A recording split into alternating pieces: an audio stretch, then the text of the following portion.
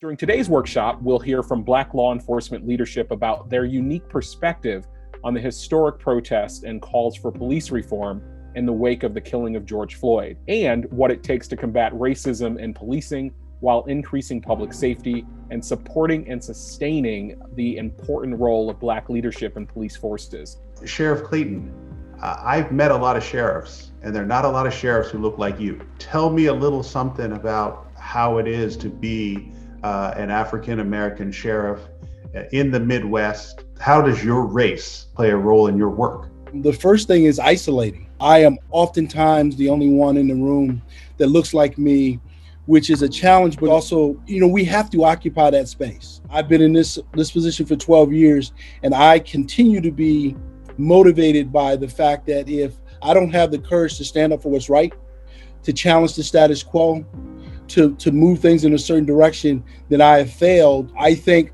us as African Americans, we need to occupy spaces of leadership, because the real issue here is not only changing police culture, but societal culture. We talk about community policing, but your community, there's no one community that you speak to, that you work with. How do you have conversations with all of these different communities that you really have to both represent and work with every single hour of every single day? We talk about community policing as though it's this monolithic, it's one sort of design that's supposed to fit everyone else. I focus on relational policing and not this community policing concept, because creating relationships allows me to have a community policing concept. So the way that I connect is finding that thread that we have that's similar, coming from, a very poor inner city urban community. I understand what that feels like to be over policed or under policed or have under presence there. I understand what a system of supremacy has been built unlike. So I can relate to community and say, here's what my understanding is. I see how this has impacted your community. Tell me how we start to reconcile. And how do we then create a space where we're policing in a just, fair, and equitable manner? It has to be an operational philosophy that's foundational, based on a set of values, not a program. The relationship that I have with the community is a direct one. I don't answer to a board, county manager, city manager. I answer directly to the people. And as an African-American male, that's daunting in and of itself, because white folks will say, yep, you're doing all these things. But a lot of times my Black constituents, they're like, come on, Jerry, this is not fast enough. The way Sheriff Clayton says that we need to change a culture. And we can do that when there are more of us who are like-minded, who are vision and value aligned, than we are necessarily skills, knowledge, and ability aligned. Because I can teach you how to do or to shoot a weapon. I can teach you how to patrol, but I am not interested in teaching you character. I would say, one, to look at first leadership and character and a real commitment to want to serve. I would encourage our mayors to get the private sector involved, having an input in that process and providing more of a support system.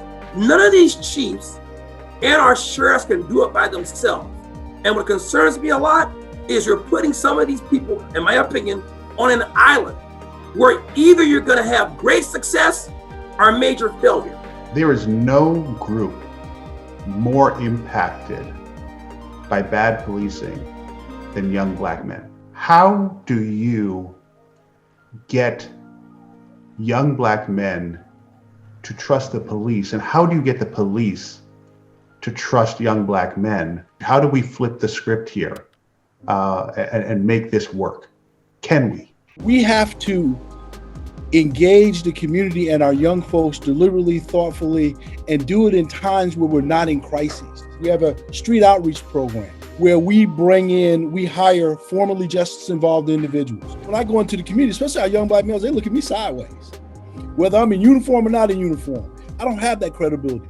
But my street outreach folks do. And they go out and they start to bridge that gap. And they start to have those introductions. So it starts to change the narrative. I throw down the gauntlet to the rest of our county folks. Listen, if the sheriff's office can hire a formerly justice involved individual that spent 33 years in prison, don't tell me you can't. I have to note, language matters. And the fact that you call these individuals justice involved or formerly justice involved individuals is a reflection of their humanity and how you see them. And it's incredibly important. If you are putting a chief in place to meet some demographic that they're Black or they're female or they're Latinx or they're LGBTQ+, you are setting that chief up for failure, because you are not going to be able to provide them with the type of resources and support they are going to need to be effective. You need to give them the autonomy and the resources to execute their plan. And if you're not willing to do that, do not hire out of your guilt or consciousness some Black chief that you are going to set up for failure within that organization. If you want to be an ally or an alliance, don't designate yourself as that. Let someone else designate you as an ally.